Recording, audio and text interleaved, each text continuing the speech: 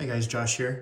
Let's make a drawing. I'm gonna try to make a chaotic drawing and pull some realism out of it, at least a little bit of it, so that it pulls some beauty out of chaos almost. This is a piece of willow charcoal. That's what I'm gonna start off with. I'll talk to you guys about what I'm doing as I go. It's a big chunk of willow charcoal that I broke in half, and we'll see how this works. This is, and I'll talk about the other materials I'm gonna use in a second when I start using them. This big sheet here is actually pretty large. Here's my reference. It's 22 by 30 BFK Reeves printmaking paper. And I like printmaking paper. It's got a little bit of tooth to it, but not too much tooth. It's like, it's a good drawing paper. They aren't cheap, but they're great quality, like museum quality paper. If you want to put them in a gallery or if you're really trying to sell your work for a lot of money, it would be a good decision to try to invest in some paper like this. Although, you probably don't want to waste it too much. You're looking at maybe $10 a sheet, around there, give or take. All right, here we go.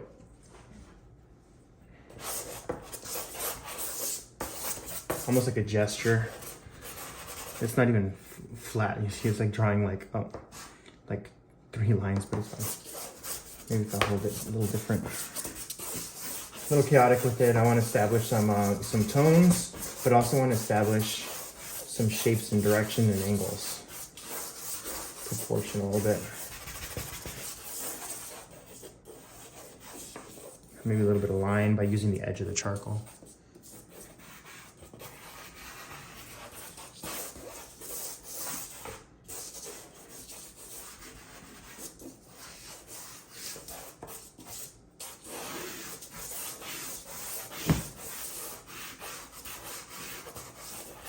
I'm pretty generous with the willow charcoal because the willow charcoal will rub off and erase very easy. Not as easy as vine charcoal, but a lot easier than compressed charcoal. Since it's just the burned branch of willow wood. Instead of compressed pigment of charcoal, which will make it a lot darker and a lot harder to erase. So I'm not too concerned. That's why I like to start the sketches and drawings with willow charcoal usually.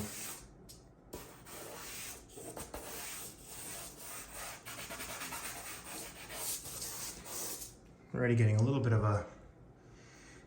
an idea of what this looks like. I want a little bit of chaotic and directional line to kind of add to the form.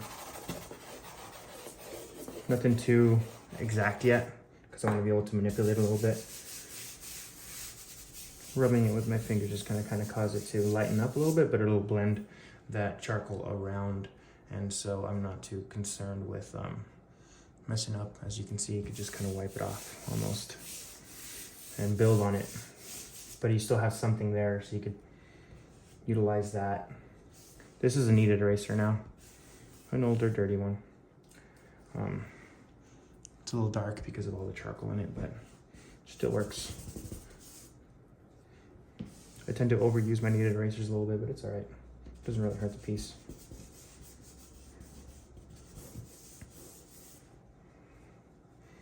This one might be a little scarier than usual. That's okay though. But we'll see what direction it takes us. Now this is a piece of compressed charcoal. This compressed charcoal is a little different than the willow charcoal because you could draw darker with it, but it's a little bit more permanent. It won't blend as easy, and you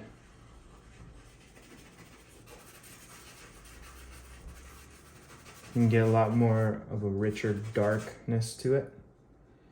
A lot more of a deeper matte black. I wouldn't recommend using graphite alongside charcoal, just because it has different qualities in terms of color. You'll get a lot more reflective qualities and shinier and lighter qualities with the graphite, and that'll contrast the matte darkness and blendiness of the charcoal in a not great way, unless you know how to completely control it in a very specific style intentionally. Otherwise, if you're just drawing, I think you should stick to one or the other. But it's up to you guys, which ones you guys pick. It's a lot faster to draw with charcoal usually, depending on your style, obviously, but in general, it's faster and more gestural to draw with charcoal. You can use these same principles that I'm drawing with any material really, but I think it suits charcoal nicely.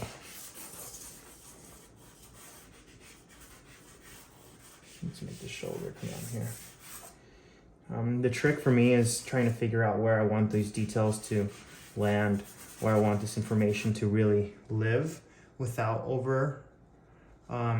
overdrawing and making it too flat of an image by allowing the whole image to be rendered out.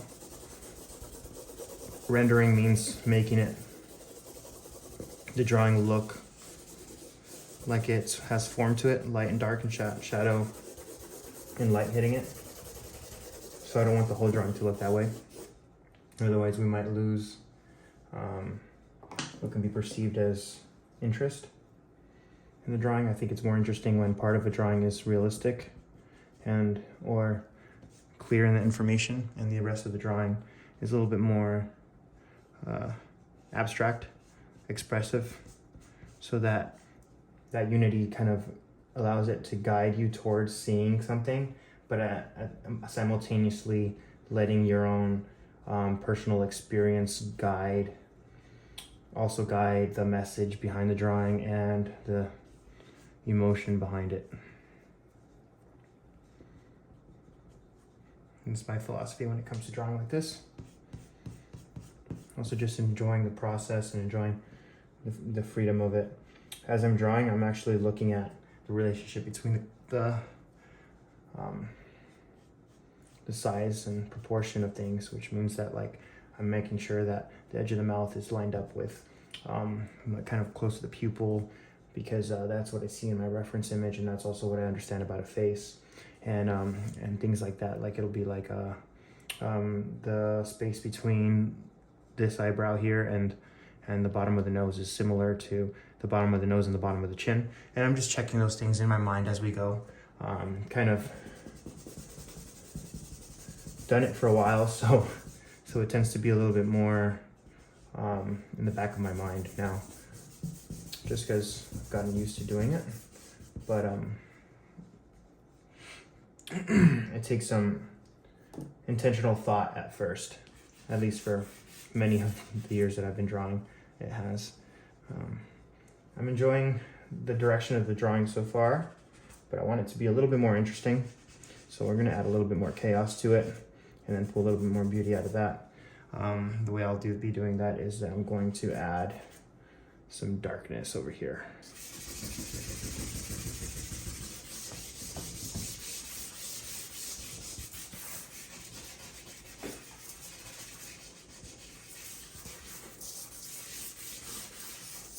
And maybe some almost like smoke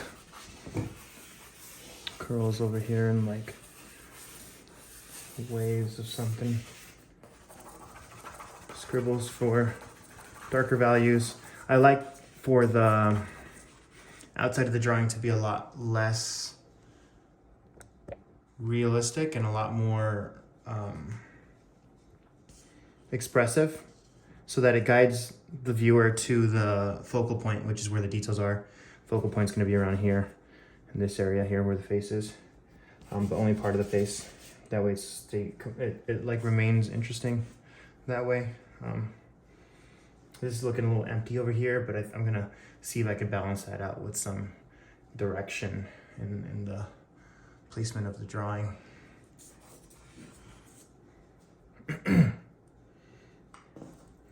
I'm taking up the willow charcoal, and I could still add a little bit more craziness to this piece.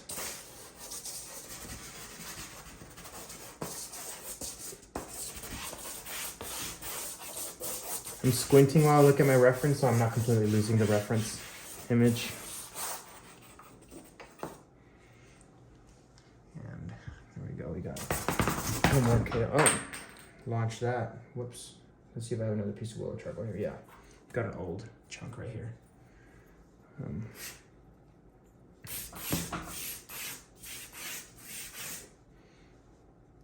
That's kind of cool. It looks a little too parallel though with his directions here with these marks, so I'm gonna break that up. I'm gonna try to a little bit.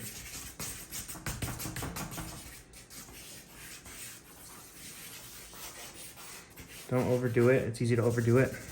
Like I think I might be getting to a dangerous point here with this piece. Overdoing it with the chaos because you need to have some light shining through and not just complete darkness. Otherwise it's going to tend to look flat. You want it to, if this is the style you're going for, you want it to balance out, remain interesting and not just look like a bunch of patterns and large areas of just the same value over and over again. Use it sparingly, trust your instinct with it.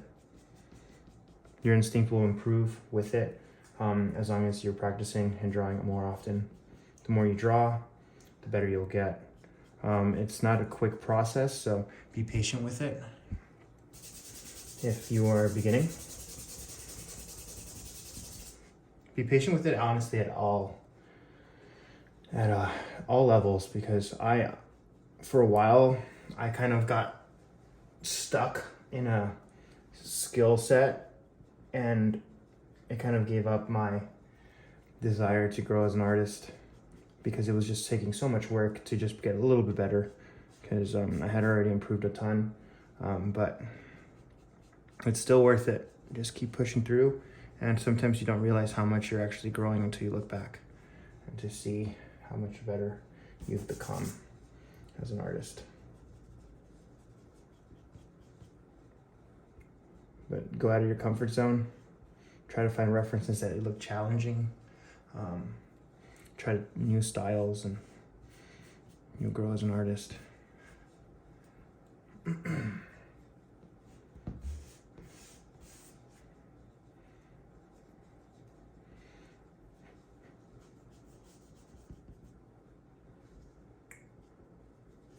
I try to keep the details in the light, and I try to leave the shadow shapes as abstract and kind of anonymous as possible. That way, do a highlight of the lip right there, bottom lip. That way it'll guide your eye towards those light areas where you want all the nice information to be for some, yeah, looks about right, for some harmony in the piece. Harmony is kind of like music, where each element of the artwork works in cohesion and helps one another, each element become a little bit stronger, more beautiful, a little bit more deep, thought-provoking. You want to try to find that visually, and it takes a lot of practice to do that, but it's very much possible.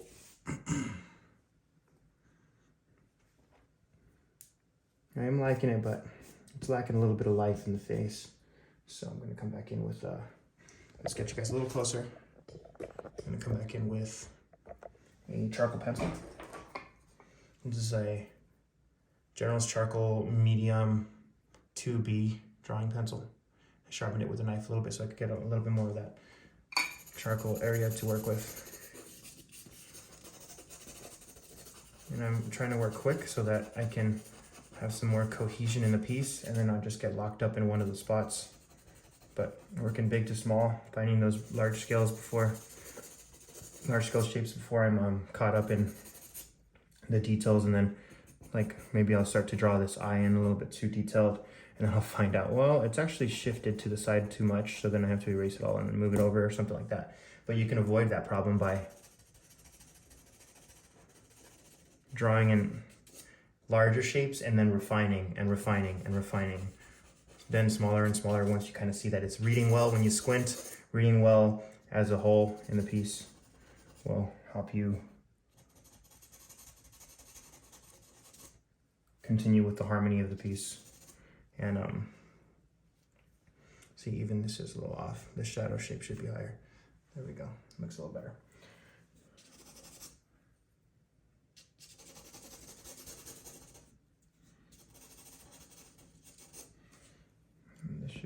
Bit. This part of the mouth should, the chin should be shaped kind of like that. And the shoulder should kind of pop in just a little bit more here.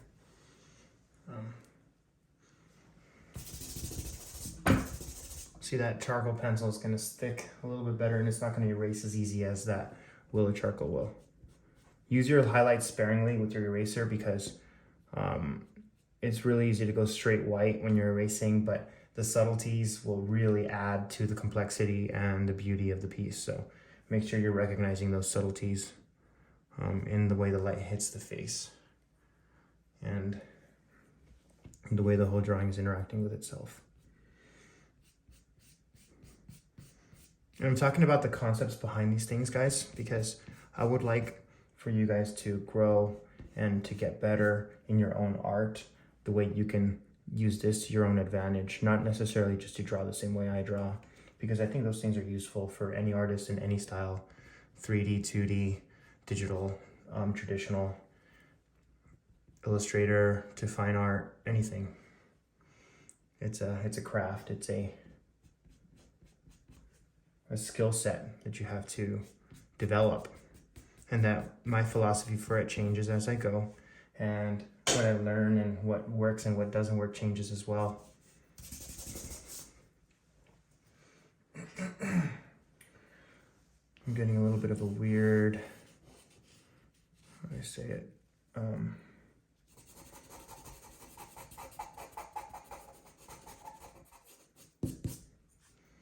Kind of angry, like concerned look. I want to make it a little bit more serious, a little more angry.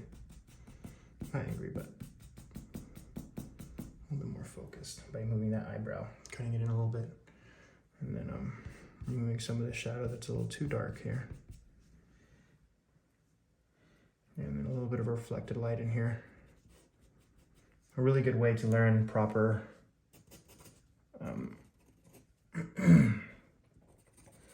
proper values is to like learn that value sphere.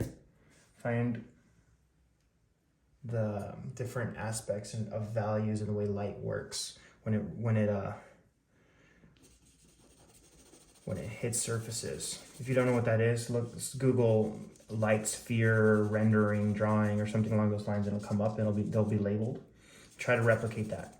It's where like there's a highlight where the light is really reflecting off of the edge, kind of like that. And then there's a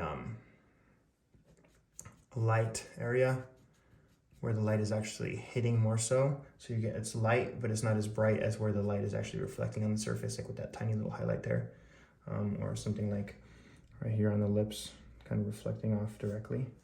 And you've got the mid-tone, which is not in light and it's also not in shadow. It's kind of in between. It's the transition between those things. And you've got the Terminator shadow. Terminator shadow is the opposite side of where the light is hitting. Therefore, like for example, this is a Terminator shadow here because the light's not hitting on this part of the nose. And then you have on the other side of the Terminator shadow a reflected light, which is kind of that lighter part. Like I'll make an example here. There's no light hitting here on this nostril. I might be doing it too bright, but if I make that, it still reads well because that nostril is catching the reflected light off the other parts of the face, therefore lightening it a little bit lighter than the rest of the shadow shapes on the nose. And you can kind of see that, especially with color, when you have a different, like if you put up a red sheet next to your face, just part of your face is going to turn a little bit red, and that's because of the reflected light. That's how you know it's coming from the sheet, because it's red and your face isn't red. And then after that, you've got, that's pretty much the entire sphere. There's a lot of smaller areas you can kind of break down in between that, but basically that's it. And then you've got, outside of the sphere, you've got a cast shadow, and that's just the shadow shape from the sphere that's casting on the surface that the sphere is sitting on. For example, now that we have this nose here, it's got its own Terminator shadow, or close to Terminator shadow, because it's an organic shape, right? This part here it's in shadow, and then you've got a shadow that the nose is casting onto the cheek and the side of the face and above the mouth right here. This isn't the nose, but the nose is casting this shadow. That's why it's a cast shadow, right? And that's going to be really dark where it begins, and really crisp and edge where it's closest to the object. And then the further away you get from the object, the lighter you get, and also the less crisp of a line you're going to have. It's going to be a little bit more blurred. And then that's your cast shadow. And I think that's basically speaking, how light and shadow works. Very simplified, very quickly, but you can see all those things on those spheres. And then all the changes in value in between those things are where you're going to find the small, subtle value changes, like in 10 different values or 8 different values. The more different values you have, the better you're able to kind of identify what's darker, what's lighter in different parts of the face. You'll have more realism that way. Now I'm getting a little bit too light here, and the shadows are really strong. So I'm gonna take this blending stump, I'm gonna darken it all again and kind of even it out a little bit more. There we go. Now it's a lot more natural and subtle. And I can just pull back a little bit more of those bright highlights without worrying about making it look too flat. Pushing and pulling the lights and the values is a really efficient and effective way to get harmony and life out of your drawing.